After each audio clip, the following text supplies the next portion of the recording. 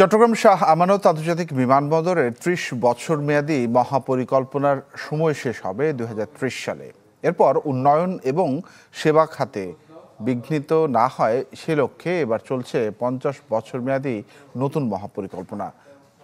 আর এই খাত সংশ্লিষ্টরা বলছেন নতুনটি এমন হওয়া উচিত যেন দূর ভবিষ্যতের চাহিদা মিটিয়ে শাহ আমানত হয়ে উঠতে পারে প্রকৃত আন্তর্জাতিক বিমানবন্দর।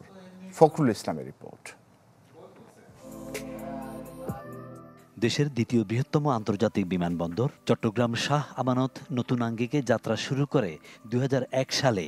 তখন ৩০ বছরের যে মহাপরিকল্পনা প্রণয়ন করা হয়েছিল তাতে এই বিমানবন্দরের বার্ষিক সক্ষমতা ধরা হয় ১৫ লাখ যাত্রী আর ৬,০০০ টন পণ্য।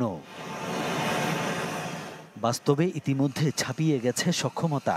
শাহ আমানতে এখন বছরে যাত্রী আসা যাওয়া ছাড়িয়েছে ১৭ লাখ।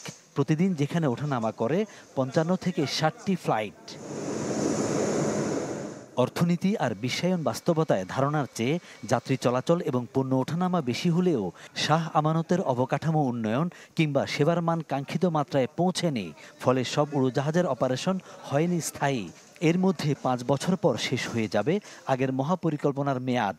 ফলে শাহ আমানত ঘিরে নতুন করে মহাপরিকল্পনা করছে সরকার।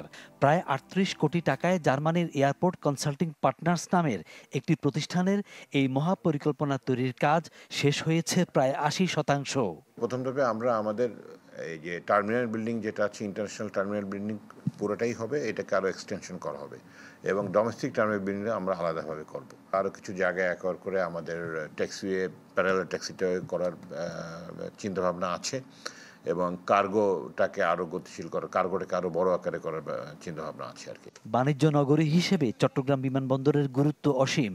এছাড়াও ভৌগোলিক সুবিধায় জরুরি কারণে এই বিমানবন্দরে অবতরণ হয় অনেক উড়োজাহাজের।